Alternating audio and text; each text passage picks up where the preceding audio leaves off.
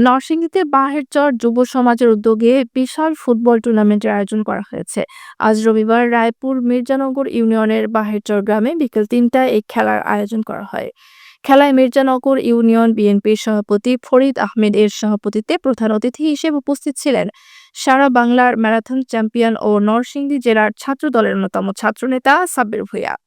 খেলায় সহ-সভাপতি হিসেবে উপস্থিত ছিলেন মির্জানগর ইউনিয়নের সদস্য এরান মোল্লা, মির্জানগর ইউনিয়ন বিএনপির ছাত্রনেতা জাহিদ হাসান আবেল, রাজা মিয়া, ফরহাদ মিয়া সহ সকল এলাকাবাসী।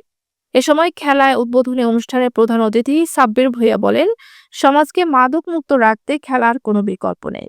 খেলার প্রথম থেকেই দাপুটে প্রদর্শন করেন সিয়াম ফুটবল একাদশ। তবে পুরো খেলায় গোলশূন্য হওয়ায় টাইব্রেকারের মাধ্যমে সিয়াম ফুটবল একাদশকে ৩-২ গোলে ফাহিম ফুটবল একাদশকে পরাজিত করে। পুরস্কার বিতরণের মাধ্যমেই খেলার সমাপ্তি হয়।